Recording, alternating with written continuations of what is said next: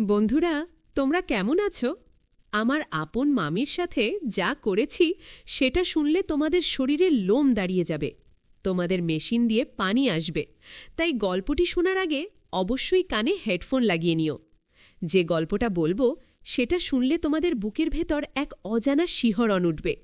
কারণ এটা কেবল একটা গল্প না, এটা ভালোবাসা অভিমানের ছায়ায় জেগে ওঠা এক অসাধারণ সম্পর্ক, যা দিনের আলো লুকিয়ে থাকে আর রাতের শরীরের গন্ধে ভেসে ওঠে। যদি সাহসী হও তবে মন খুলে শোনো। আমার নাম রাজ, বয়স ২১। বাবা মা দুজনেই মারা গেছেন। আমি ছোটবেলা থেকেই মামার বাড়িতে থাকি। মামা বিদেশে থাকেন, তাই আমার সবকিছু দেখাশোনা করেন আমার মামি কবিতা। আমি কলেজে পড়ি। পড়ালেখার খরচ, জামা কাপড়, মোবাইল থেকে শুরু করে সবই কবিতা মামি দেন। মামির মুখে কখনো বিরক্তি দেখিনি, বরং মায়া ভরা সেই চোখে যেন এক অদ্ভুত টান ছিল। কবিতা মামি ছিলেন এক পরিপূর্ণ নারী, মাঝ বয়সী, অথচ শরীরের প্রতিটি রেখায় এক অভাবনীয় আকর্ষণ ছিল। মামির গলা, চোখ, ঠোঁট, মামি এমনভাবে কথা বলতো যেন বুকের গভীরে কিছু ছুঁয়ে যায়। একদিন দুপুরে কলেজ থেকে ফিরে দেখি ঘরে কেউ নেই, শুধু মামি রান্নাঘরে কাজ করছে। মামির পরনে ছিল একটা হালকা নীল শাড়ি, চুল খোলা, আর মুখে ঘাম জমেছিল। জানালার হালকা আলো মামির গায়ে পড়ে যেন এক মোহময় আবরণ তৈরি করেছিল। আমি চুপচাপ দাঁড়িয়ে তাকিয়েছিলাম।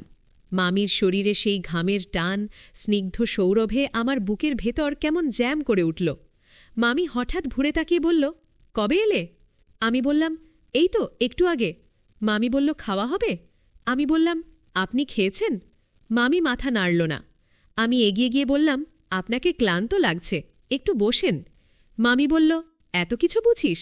এখন তুই ছোট নেই রাজ, এখন তুই অনেক বড় হয়েছিস। আমি একটু চমকে গেলাম। মামি এমনভাবে বলল যেন ভেতরে কিছু ছিল। আমি চুপ করে পাশে বসলাম।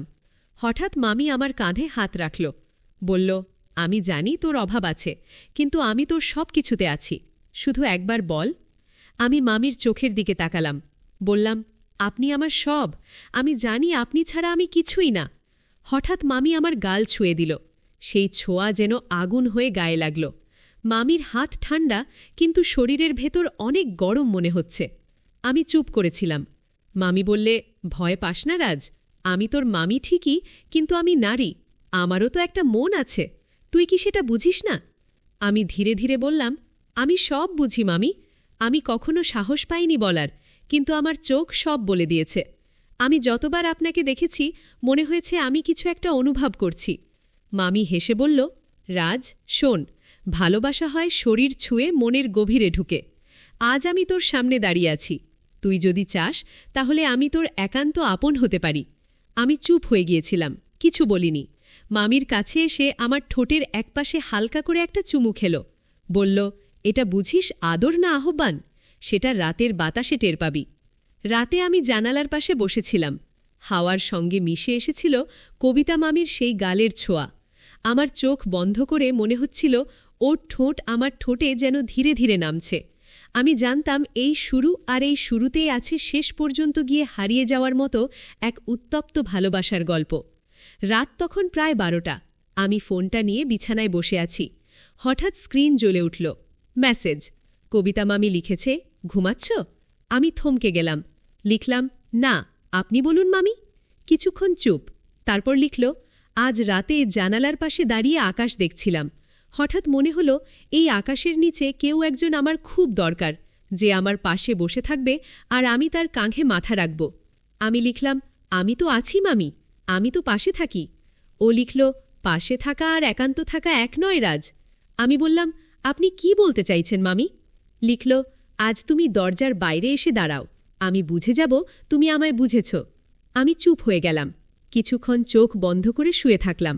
মনে হচ্ছিল বুকের ভেতর থেকে কেউ ডাকছে। আমি আস্তে করে দরজা খুলে বারান্দায় এলাম। সামনের ঘরের আলো জ্বলছে। আস্তে পায়ে গিয়ে দাঁড়ালাম দরজার সামনে। হঠাৎ দরজা খুলে গেল। কবিতা মামি সামনেই দাঁড়িয়ে, ওর মুখে অদ্ভুত শান্তি, পরনে পাত গোলাপি নাইটি, চুল খোলা। আমি কিছু বলার আগেই মামি হাত ধরে টেনে ঘরে নিয়ে গেল। বলল, আজ আর কথা না, শুধু আদর হবে। আমি বললাম, আপনি এতদিন কি লুকিয়েছিলেন? মামি বলল, নিজের তৃষ্ণা নিজেরই ভেতরে রেখেছিলাম, আজ তোমার চোখে সেটা খুঁজে পেলাম। মামি আমার গালে হাত রাখল। আমি চোখ বন্ধ করলাম। হঠাৎ ঠোঁটে একটানা উষ্ণ স্পর্শে আমার ঠোঁট কেঁপে উঠল। আমি জড়িয়ে ধরলাম মামিকে। তার শরীরটা একেবারে নরম উষ্ণ। আমি বললাম, আপনি যদি থামাতে চান তাহলে এক্ষুনি থামান। মামি বলল, না রাজ, আজ আমি তোমার হতে চাই পুরোটা। কবিতা মামি আমাকে বিছানায় বসিয়ে ওর পাশে এলো। ওর চোখ দুটো ছিল জলের মতো স্বচ্ছ। আমি হাত ধরলাম। ও চুপচাপ ছিল। তারপর আমার বুকের উপর মাথা রাখল। এতদিন ধরে এই মুহূর্তটা স্বপ্ন দেখেছি আমি। আমি শুধু বললাম, আজ থেকে এটা স্বপ্ন না, বাস্তব। আমি ওর চুলে হাত রাখলাম। ধীরে ধীরে ওর কাঁধের ঠোঁট ছুঁয়ে দিলাম, সেখান থেকে গলায়। তারপর গালের কাছে এসে মুখ থামল না। ঠোঁট ঠোঁটের সঙ্গে মিশে গেল। দীর্ঘ চুমু চলা অনেকক্ষণ, যেন নিঃশ্বাস বন্ধ হয়ে এলো। ওর ঠোঁটে ছিল লিপবামের হালকা স্বাদ, গায়ে এক অদ্ভুত উষ্ণতা। আমি ওকে কাছে টেনে নিলাম। ওর শরীরটা নরম গরম কাঁপছিল। ওর নিঃশ্বাস বড় হচ্ছিল। ও বলল, রাজ, আমার বুক জ্বলে যাচ্ছে, তুই আমার ভেতরে ঢোক না, আমি তোকে পুরোটা চাই। আমি বললাম, আমি এখন তোর সঙ্গী, তোর স্বামী, তোর ভালোবাসার পুরুষ। ও বলল, হ্যাঁ, তুই আমার। আমি এখন তোকে ছাড়া মরেও শান্তি পাব না। আমি তার পুরো শরীর জুড়ে অনুভব করছিলাম। ওর প্রতিটি উত্তাপ আমি গায়ে মেখে নিচ্ছিলাম।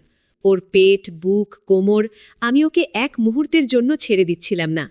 আমরা দুইজন এক হয়ে গেছিলাম, তৃষ্ণায় ক্লান্ত, ভালোবাসায় পূর্ণ। রাত অনেকটা কেটে গেছে। আমি ওর কানে ফিসফিস করে বললাম, কবিতা, আমি এখন শুধু তোর, তুমি আমার সব কিছু। ও চোখে জল নিয়ে বলল, রাজ, আমি এখন তোকে ছাড়া মরেও শান্তি পাব না। আমরা দুজন চুপচাপ বিছানায় জড়িয়েছিলাম। জানালার বাইরে বাতাসে ছিল এক নতুন দিনের গন্ধ।